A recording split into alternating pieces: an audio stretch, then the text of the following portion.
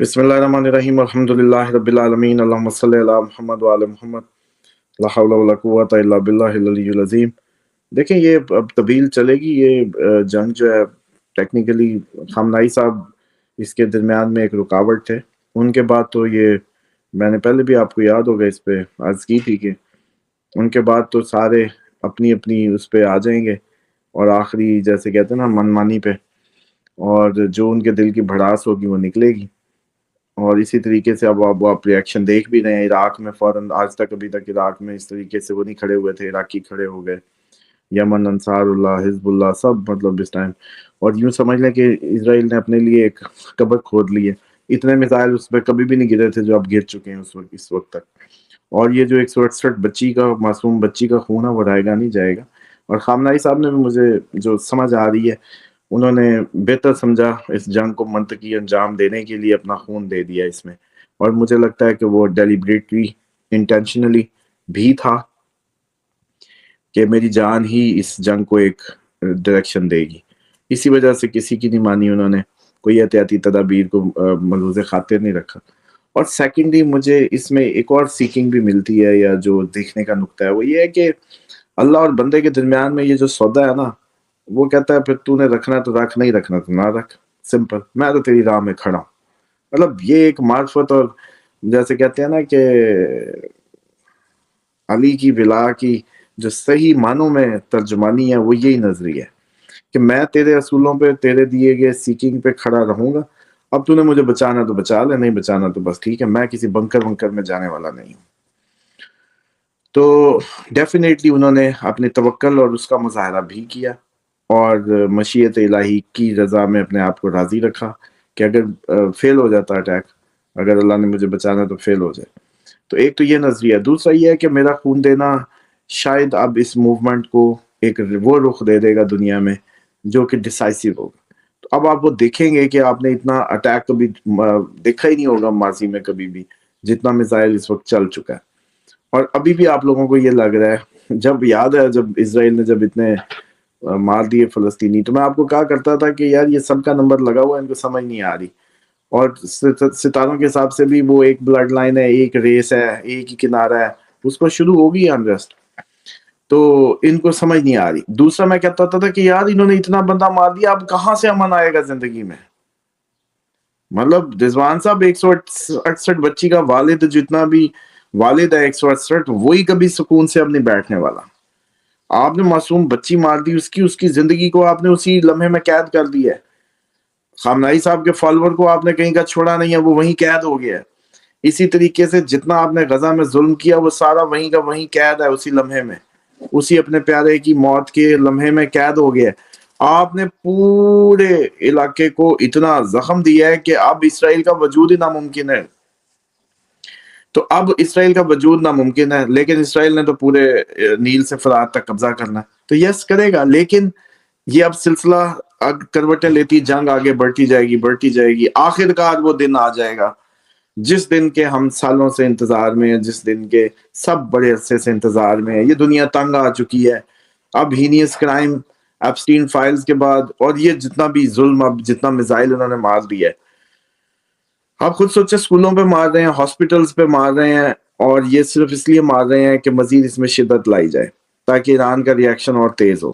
Simple, یہ درندگی کی، شیطانی اس کی، وہ جیسے کہتے ہیں نا پیک ہے، اور ان کو کوئی لینا دینا نہیں ہے، یہ کسی کے بھی نہیں ہے، یہ کسی کی طرف بھی نہیں ہے۔ یہ جو سب سے بڑا ہم گمان کرنے لگتے ہیں کسی کی طرف ہے، یہ کسی کی طرف نہیں، یہ صرف شیطان کی طرف ہے۔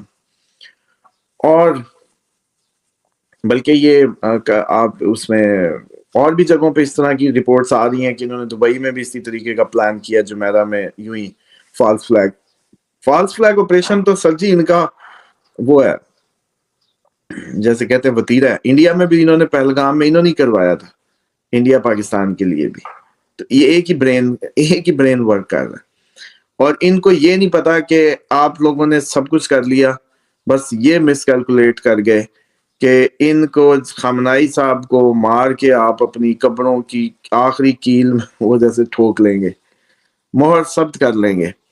اب جتنا بڑا یاہو کے دفتر پہ اٹیک ہوا ہے، مطلب وہ ہلا دینے والی ویڈیو ہے جو وائرل ہوئی ہے، ایسے آگ ہی آگ تھی۔ اور اس ٹائم جو اسرائیل میں جو کچھ ہو رہا ہے، جتنا میزائل گر گیا ہے اور جتنا پھٹ گیا ہے، وہ تو سارا اڑ گیا تاثری.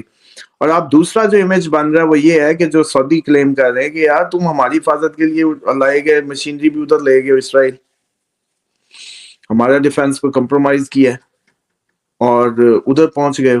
تو یہ سب دیکھ رہے ہیں، اور امریکنز کو بھی سمجھ آ رہی ہے کہ ہمارا پیسہ ہمارا وہ، اور ہم اسرائیل کو جا کے ڈیفینڈ کر رہے ہیں، ہمارے فوجی ادھر مار رہے ہیں اور پیسہ بھی ہمارا ہے، سب کچھ. تو ان کو بعد میں پتا چلے گا کہ بھائی صاحب یہ سارے آپ کا سسٹم ہی اس کا کانا ہوا. تو یہ اسی کا نتیجہ ہے. اب مزید آپ لوگوں نے کیا دیکھنا ہے. اور اسی بہانے مجھے لگتا ہے کہ یہ باقی بھی اسی چکر میں پیچھے پیچھے لپکتے دم ہلاتے اس فائٹ میں آ رہے ہیں، یورپینز بھی اور باقی بھی. تو یہ صورتحال ہے کہ یہ جنگ رکنے والی نہیں ہے. یہ جنگ کتنی کا آپ اس کو دیکھتے ہیں کہ اس کی شدت کا جو ٹائم ہے نا وہ اپریل تک تو ویسے ہی ہے. 22 مارچ اس کا ہائٹ پیریڈ ہے، 22 مارچ، اور اپریل تک یہ ویسے اس کے فل فلڈ چانسز رہیں گے فوجی اس طریقے کے رویے اور کاروائیوں کے. اس کے بعد سمجھ لیں کہ اس کے ریاکشنز جو کچھ دنیا فیس کر چکی ہوگی، جو برٹیلٹی بیفور اپریل، اس برٹیلٹی کے نتیجے میں جو ایک دنیا کی نئی شکل بنی ہوگی، آپ ہم مئی جون میں اس میں داخل ہو رہے ہوں گے بڑے بوجھل قدموں کے ساتھ. تو اوورآل اگر دیکھا جائے تو یہ جنگ جو ہے اتنی جلدی اب ٹل نہیں سکتی. بالکل یہ ٹلنے کے لیے شروع ہی نہیں ہوئی، اور یہ جیسے کہتے ہیں امریکہ کو انگیج کرتی جائے گی. اور اس ٹائم جو ایرانی جذبات ہیں وہ آپ نے دیکھا ہے کہ بہت برے طریقے سے مجروح بھی کیے گئے، اور وہ بہت برے طریقے سے ہٹ ہوئے، اور وہ بالکل کلیئر ہیں اب. اور جیسے کہتے ہیں کہ لیڈر ہمارا نہیں رہا تو چھوڑنا ہم نے بھی کوئی نہیں ہے. تو ڈیفینیٹلی جو بھی آگے آئے گا، جو بھی وہ ہوگا، وہ اس کا نشانہ بن جائے گا. اور ابھی تو کہانی اس پہ آپ لوگ سوچ رہے ہیں نا، مسالے ابراہیم لنکن کتنی دھت سے آیا تھا. امریکہ نے اپنی ساری بےزتی اور اپنے آپ کو ایکسپوز کرا لینا اس جنگ میں. امریکہ ٹوٹلی ایکسپوز ہو جائے گا. رپورٹیں آنے لگیں گی کہ امریکہ کی یہ کہانیاں صرف اخباروں میں نا، واشنگٹن پوسٹ اور انہی سے لکھوا کے اس نے اپنی دھج بنائی ہوئی تھی بس.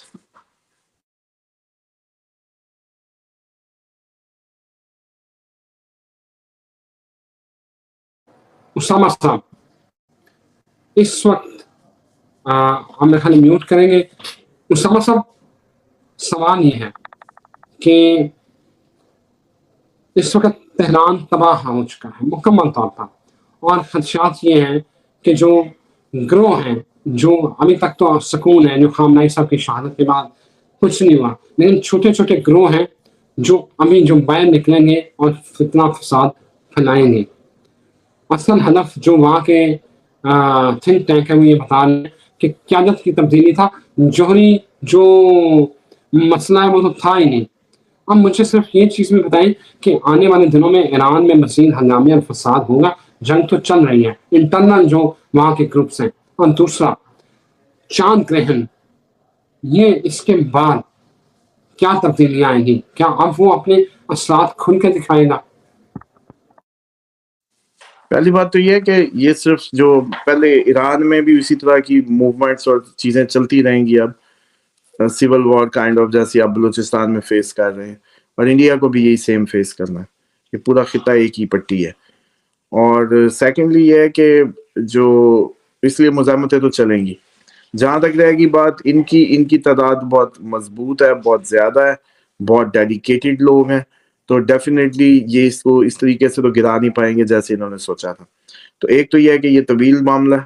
دوسرا یہ ہے کہ سول وار اب ایران میں چلتی ہی رہے گی اس طرح کی کنڈیشن، کیونکہ یہ کامیاب تو ہونے نہیں لگے. تو جب کامیاب نہیں ہوں گے تو ڈیفینیٹلی پورے خطے میں مقابلہ کرنا پڑے گا. تو امریکہ بٹ جائے گا، اور ایک دن خود ہی جیسے کہتے ہیں جیسے وہ یوکرائن ایشو سے پیچھے بھاگا ہے، اسی طرح سے بھی بھاگنے کی کوشش کرے گا. اینی ہاؤ، چاند گرہن کے افیکٹ یہ ہیں کہ یہ 15 دن مزید کریٹیکل ہو جائیں گے. چاند گرہن کے اثرات میں ایموشنز، آپ کی ایموشنل ورلڈ ہل جائے گی، حکومتیں ہلیں گی، انڈیا پاکستان جنگ ایکسپیکٹڈ رہے گی. اسی طریقے سے یہ جو انڈیا میں کوئی بہت بڑا ایونٹ ہونے کو جا رہا ہے، کوئی دل ہلا دینے والا ایونٹ انڈیا میں آ رہا ہے.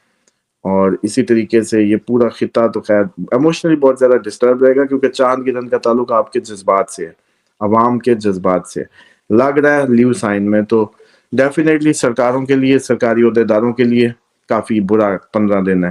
اس میں یہ ہو سکتا ہے کہ کافی شخصیات پہ اٹیک کی خبریں ملیں آپ کو.